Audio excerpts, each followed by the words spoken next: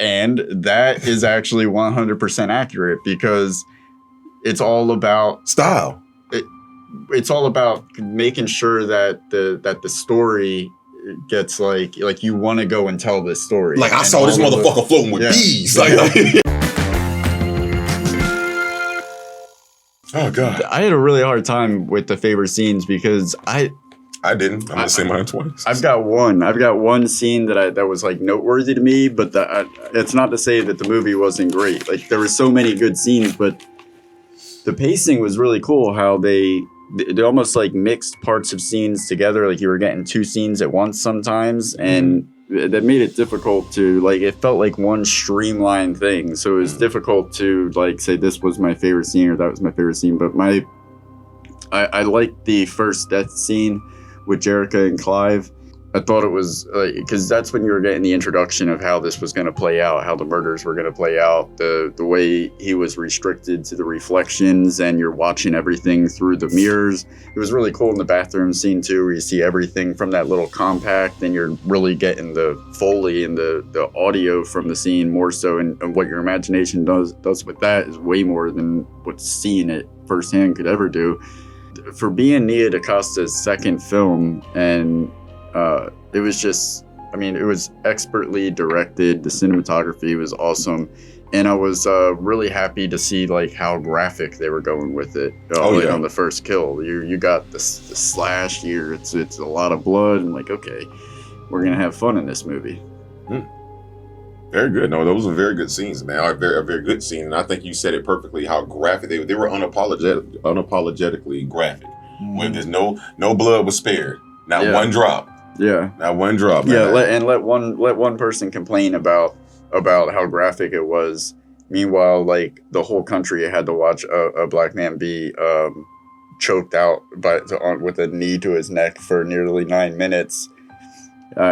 It would just be, the irony of that would be humorous isn't the right word, but it's something American. Something like that. Yes, very American. Well, there we go. And with that being said, I had a couple of scenes here. It's funny, like I feel like it's deja vu, like I said it before or something like that. So to me, a lot of scenes stood out to me. At first, I didn't think I was going to have that many because you're so awe of it, and you really don't like comparing stuff, like the original Candyman to this one, but.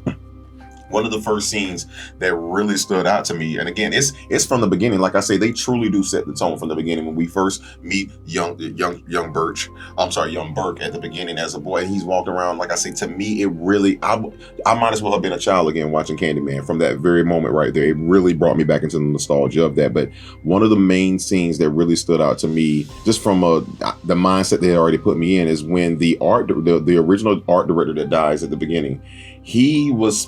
All he did was get embarrassed a little bit by what happened at the museum. He was already like, I brought her in, and you know what? She's done. She like he made her or something like that. You know what I'm saying? He shows you the asshole that he truly is, but you weren't saying shit at the party. So to me, that was just like the mindset. Because then I feel like a lot of people feel that way. Oh, this is my little black pet here. Look what I did. Like, you know, they're gonna rise this to the side. And even how he was talking, he's literally later on talking to Anthony about, you know, this is the Anthony I saw back then. Where's the new? I want to see this. I want to see the struggle. I want to feel the oppression. Man, fuck you. And so, with that being said, I'm like, okay, I see what's going on. So for me, his death was so satisfying. And just when you think you couldn't even hate him any worse, motherfucker, he says, no, I don't want to play the game. Well, not at least till we have sex yet. He's like, on second thought, I have a necrophiliac thing. Go ahead and do it.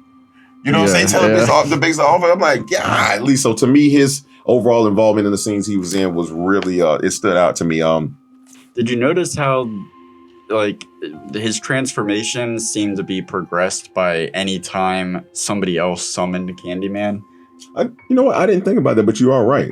Like every time there was an instance like that, it pushed him further down the rabbit hole of becoming closer to. And you heard what he told him at the end. Shit, Candyman ain't been working in years. Tell everyone. I would have paid anything for him to. The transformation is complete. The transformation is complete. I am now someone else. Anthony McCoy is not here. Fuck no. We're still on scenes here. But yeah, no, those for me, those are my scenes that, like I say, anything else that that yeah, those are my scenes. Oh, you know what? No, I take that back. My favorite, again, last favorite scene for me, I told you, the joy that Todd took in killing those cops at the end was fucking beautiful. He even lets the one guy get away so he can stretch his legs a little bit. He was like, I haven't showed them my floating trick yet. Yeah, like fucking Dr. Manhattan, who just, what's funny, the bees are floating him. He's not flying, the bees, yeah. Well, it's badass looking. It was very bad as fuck because he looks almost like he's not in control. It looks like all the entities together are kind of like he's like autonomously being pulled where he needs to go. Mm-hmm. But what's funny to me about it, it's tickling because it's like, what's the point of this little thing that you're doing? You could walk faster than you're levitating from one Who place gives a to fuck? another. We're black, we're cool. We do the sweet shit. And that is actually 100% accurate because it's all about style. It's all about making sure that the story gets like you want to go and tell this story. Like, I saw this motherfucker floating with bees. Like, yeah, a bee face, and he was for 3 inches. And then 10 years later, bro, the horn came out his ass. He became a bee. He transformed into a human-sized bee. Yeah. But my boy, rest in peace, John Witherspoon in Vampire in Brooklyn. I don't know what the fuck I saw. Wolf to the 45th power. Yeah, that was my favorite scene, man. And again, yeah, like, oh God, that was good, man. Like, it was like, and this is folks' supremacy, and this is like, he was just in that bitch like Zorro in that bitch. Yeah, that was a badass part of a terrible scene, and I'll get into that later.